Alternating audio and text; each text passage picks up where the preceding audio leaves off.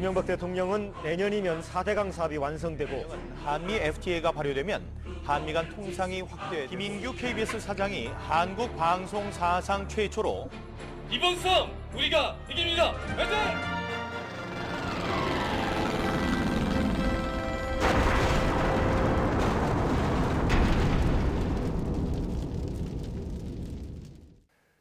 네, 리셋 KBS 뉴스 2회 시작하겠습니다. 첫 번째 소식은 민간인 불법 사찰 속보입니다. 청와대 지시로 총리실이 광범위하게 사찰을 하면서 작성한 이른바 하명사건 처리부를 리셋 KBS 뉴스가 단독 입수했습니다. 이 하명사건 처리부를 보면은 총리실의 사찰이 김종익 씨 외에도 적어도 수십 명을 대상으로 광범위하게 진행됐다는 사실을 생생하게 증언하고 있습니다. 송명훈 기자가 취재했습니다. 리셋 KBS 뉴스가 확보한 2008년 하명사건 처리부입니다. 2010년 수사 당시 검찰이 압수한 자료인데 청와대가 지시한 사찰이 어떻게 진행되고 있는지를 정리한 문건으로 모두 25개의 번호가 매겨져 있습니다. 이 문건에는 이미 밝혀진 새누리당 남경필 의원과 김종익 씨 사찰 외에도 대통령을 비방한 또 다른 인터넷 글을 사찰한 사실을 확인할 수 있습니다. 나머지 22건은 무슨 이유에서인지 검찰이 내용을 가리고 법원에 제출해 알 수 없습니다. 22건의 대상자는 청와대와 마찰을 빚은 정관계 인사나 정부 정책을 비판한 민간인일 가능성이 큽니다. 검사로부터 제가 이렇게 얼핏 들은 것은 저 이외에도 이렇게 이제 이 국무총리실에서 그 사찰을 한 사람들이 그게 여러 명 정도가 아니고 몇십 명 단위의 그런 것이 있다는 것을 제가 들었었습니다. 취재팀은 관련 기록을 입수해 전방위적인 사찰이 이루어졌다는 정황을 찾았습니다. 사건 증거로 압수된 컴퓨터 파일 목록에서는 민간인인 강정원 당시 국민은행장에 대한 비리보고 파일이 있었고 또 당시 파업 중이던 쌍용자동차와 관련해서도 작전보고라는 이름의 파일이 존재했습니다. 이명박 대통령의 모교인 동지상고 출신들을 관리한 듯한 흔적과 함께 퇴직 경찰관의 모임인 무궁화클럽 관리방안 검토라는 제목의 파일도 발견됩니다. 뿐만 아니라 KBS에 대해서도 3차례에 걸쳐 동향보고서를 작성했는데 2010년 언론노조 KBS 본부의 합법파업 기간에도 보고서가 만들어졌던 것으로 보입니다. 공직윤리지원관실의 증거인멸로 사찰의 구체적인 내용은 알 수 없지만 파일의 제목이 남아있는 목록은 확인할 수 있었습니다. 또 하나 이 사건에서 주목해야 할 것이 있습니다. 사건의 실체를 밝힐 수 있는 핵심 단서인 컴퓨터 한 대가 감쪽같이 사라졌다는 겁니다. 검찰의 압수수색 나흘 전인 지난 2010년 7월 5일 아침 장진수 주무관은 청와대의 지시를 받고 공직윤리지원관실 점검 1팀에 컴퓨터 파일을 삭제합니다. 점검 1팀에는 5명의 직원에게 2대씩 모두 10대의 컴퓨터가 있습니다. 그런데 장 씨가 이레이저라는 프로그램으로 하드디스크를 정리한 컴퓨터는 9대뿐, 컴퓨터 한 대는 이미 사라진 뒤였습니다. 이게 제가 월요일에 가서 없어진 걸 확인했거든요. 월요일 아침에 가니까 없더라고요. 근데 금요일 오후 5시 몇 분까지 그게 컴퓨터를 사용한 기록이 남아있어요. 검찰은 컴퓨터 은닉 혐의로 해당 컴퓨터 사용자를 기소했지만 증거를 제시하지 못해 결국 이 부분은 무죄가 선고된 상태입니다. 따라서 최소한 하드디스크가 손상되지 않은 컴퓨터가 어딘가에 존재할 수 있으며 누군가는 꼭 그 컴퓨터를 숨겨야 할 이유가 있었다는 얘기입니다. 리셋 KBS 뉴스 송명훈입니다. 네, KBS를 비롯한 국내 언론들이 그동안 위키리크스가 폭로한 미국 외교 문서를 보도하는 데는 유독 인색했습니다. 이 문서들을 보면은 현 정부의 이중성이 적나라하게 드러나기 때문입니다.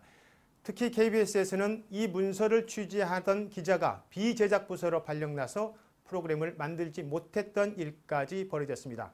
도대체 무엇이 그렇게 불편했을까요? 정성호, 유원중 두 기자가 그때 만들지 못했던 프로그램을 다시 리셋 KBS 뉴스를 통해서 제작했습니다. 용산 주한 미군 기지입니다. 예정대로라면 2016년 경기도 평택으로 옮기게 됩니다. 줄곧 외국 군대가 주둔해온 이 땅이 120여 년 만에 반환되는 것입니다. 국토부는 그러나 이 가운데 수송부와 캠프킴 등 18만 제곱미터 부지를 고밀도 상업용지로 용도 변경하겠다고 고시했습니다. 3, 4조 원 규모의 평택 미군기지 건설비를 마련하기 위해 불가피한 선택이라고 강조했습니다. 전체를 생태문화공원으로 개발해야 한다는 목소리는 무시됐습니다.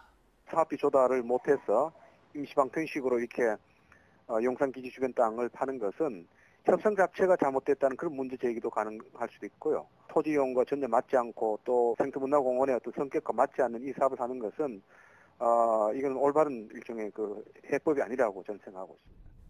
미군 사령부가 있는 용산과 주력군인 2사단이 있는 동두천 주변 기지를 평택으로 집중시키는 주한미군기지 이전 사업. 정부는 지난 2004년 국회 승인을 얻는 과정에서 용산 이전은 한국이, 미 2사단 이전은 미국이 비용을 부담해 대략 절반씩 나누기로 했다고 설명했습니다. 하지만 협상 과정에서 미군이 부담해야 할 비용의 상당 부분을 한국이 방위비 분담금과 민자 사업을 통해 지원하기로 한 사실이 위키리크스를 통해 드러났습니다. 한국 국방부는 미군 이전 비용을 50대 50으로 나눌 계획이라고 밝혔지만 이는 방위비 분담금과 민자 사업비를 제외했기 때문이다. 한국 정부는 아직 국회와 국민들에게 이를 알리지 않고 있다. 주한미군은 한국의 실질적 분담률이 93%에 이를 것으로 분석하고 있다. 한국 국방부는 심판의 날을 계속 미루고 있다.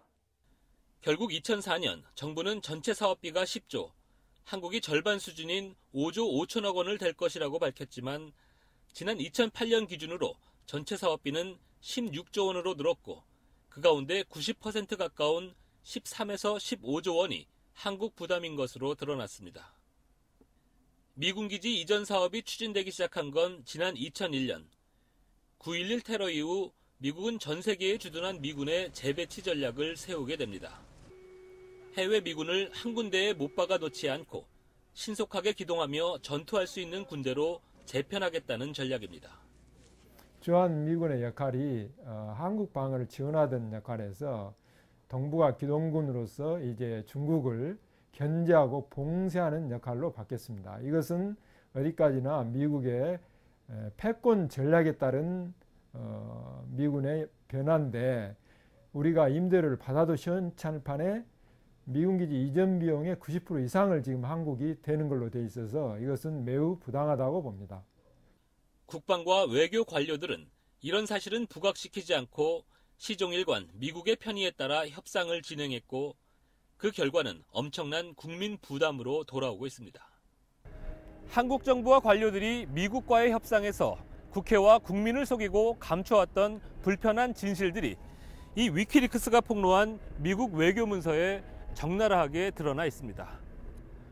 리셋 KBS 뉴스 유원중입니다.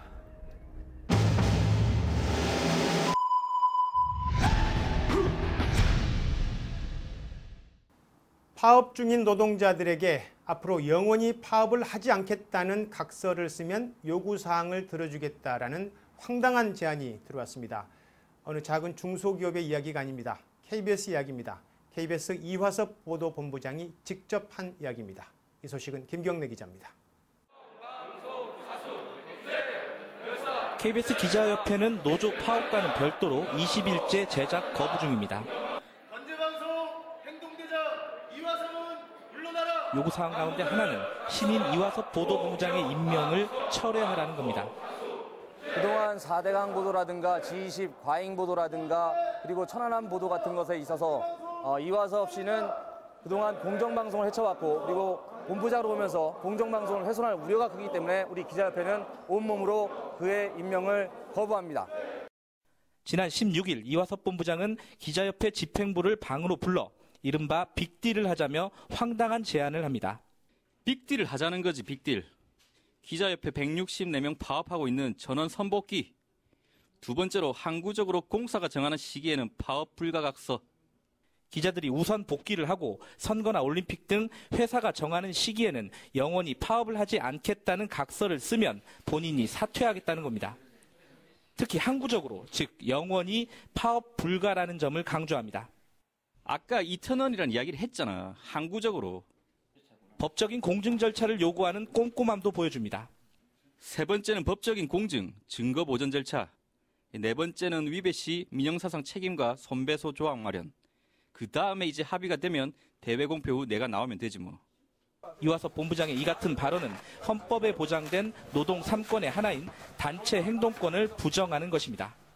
누가 이런 발언을 했다고 하더라도 황당한 일이겠지만 더군다나 이 공영방송의 보도본부장이 이런 인식을 가지고 있다는 것은 참 허탈한 일이라고 생각이 되고요. 뭐 이런 식의 어떤 합의를 뭐 노동조합에서 응할 리도 없을 거라고 보여지지만 뭐 하더라도 이것은 효력이 없다, 무효다 이렇게 생각이 됩니다. KBS 기자협회는 이화섭 본부장의 제안을 일고의 가치도 없는 것이라며 거부했습니다. 리셋 KBS 뉴스 김경래입니다. 네, 고위공직자의 위장 전입 문제, 예전에는 그렇지 않았습니다. 한때는 총리 후보자가 사퇴할 정도로 큰 문제였지만 지금은 두루뭉술 넘어가고 있습니다. 지난 2007년 대통령 선거 과정에서도 이명박 대통령 후보가 위장 전입 사실을 시인하고 사과한 바 있습니다. 그런데 당시 KBS 취재진은 이 대통령 후보의 친인척들까지 선거를 위해서 위장 전입한 사실을 특종 취재한 바 있습니다. 그런데 결국 방송되지 못했습니다. 누가 가로막았을까요? 방금 보신 이화섭 보도본부장이었습니다. 이 소식은 범기영 기자입니다. 서울 평창동 주택가, 빌라가 들어선 자리는 90년대 중반까지 단독주택 한 채씩만 있던 곳입니다. 이 중 한 곳은 지난 95년 말 이명박 대통령이 국회의원 출마를 위해 석 달간 살았다는 처형의 집입니다. 바로 옆집에는 처남 김재정 씨가 총선 직전 2달간 산 것으로 기록돼 있습니다.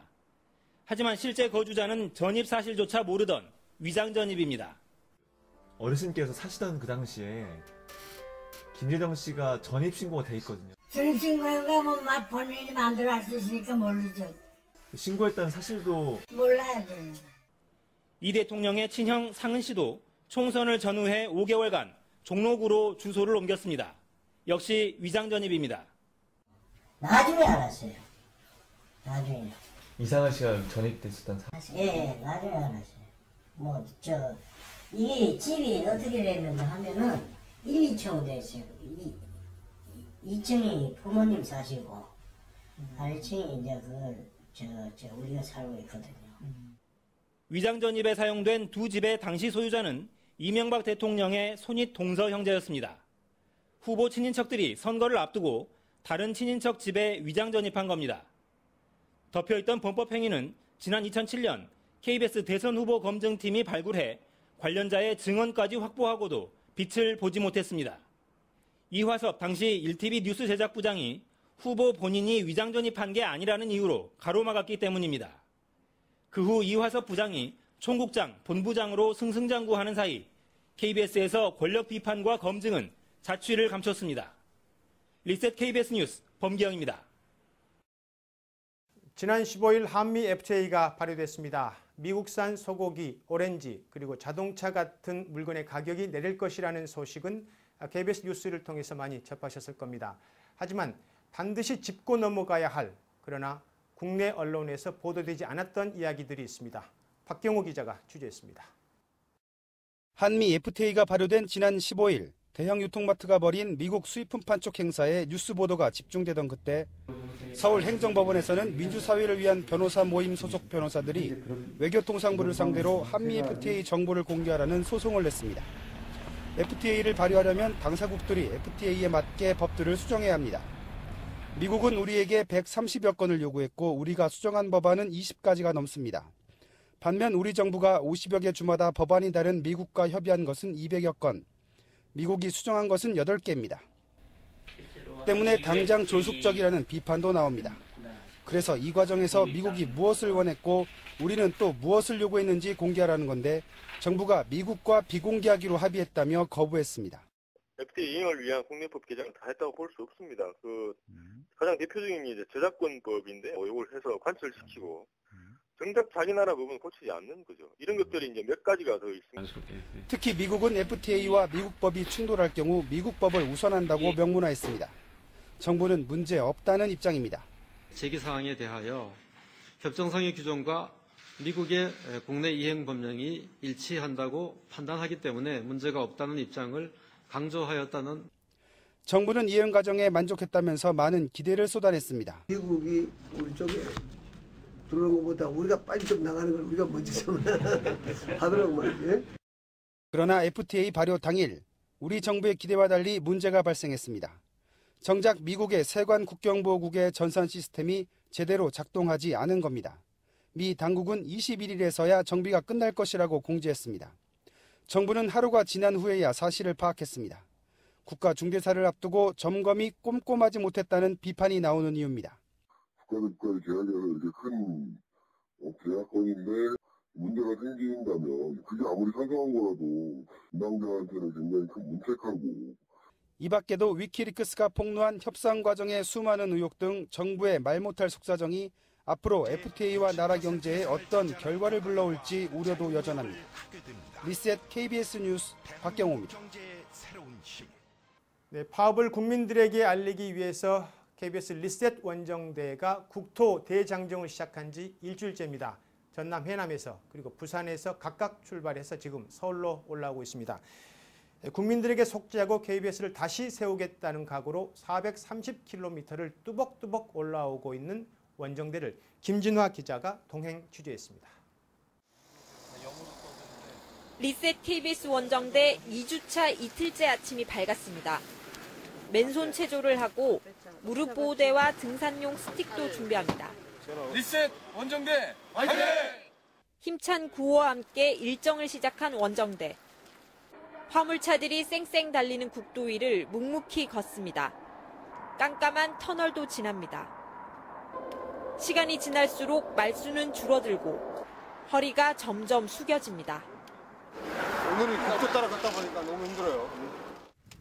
드라마 촬영 현장을 주름잡던 이윤정 카메라 감독도 하루 종일 걷는 일이 쉽지는 않습니다.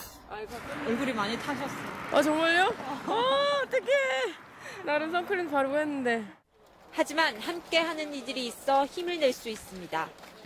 이틀째 같이 걷고 있는 KBS 전주 총국 조합원들. 오후엔 전주 MBC도 참여했습니다. 함께 전주 시내를 걸으며 시민들을 만납니다. KBS가 공정방송 실현을 위해서 파업 중입니다. 많은 지지 부탁드립니다. 국민의 외면을 받아온 방송. 참여하는 마음으로 거리에 나왔습니다. 국민에게 사죄하고 국민의 지지를 얻기 위해. 감사합니다. 로또 1등 화이팅! 감사합니다. 많이 힘내시고 올바르게 잘 KBS를 이끌어 나갔으면 좋겠습니다. 그리고 언론인으로서 나태했던 스스로를 반성하기 위해서입니다. 공정한 뉴스를 만들어야 할 기자의 한 사람으로서 내 자신을 많이 되돌아보게 되는 그런 계기가 되는 것 같아요. 네가 파업을 할 나이가 아니지 않느냐라는 얘기를 좀 많이 들었어요. 제가 지금 있어야 될 자리는 후배들과 같이 있는 이 자리가 아닐까 이런 생각이 들어요. 우리가 파업하는데 아무도 모르고 있는 게 어떤 사람들한테는 우리가 그렇지 않았었나 사실 많이 반성들 하지만 한진중공업이 그랬고 지금 구렁비도 그렇고 마지막에 다 같이 웃었으면 좋겠습니다. 화이팅! 거친 강을 건너고 깊은 골짜기를 넘어서 생의 끝자락이 닿을 곳으로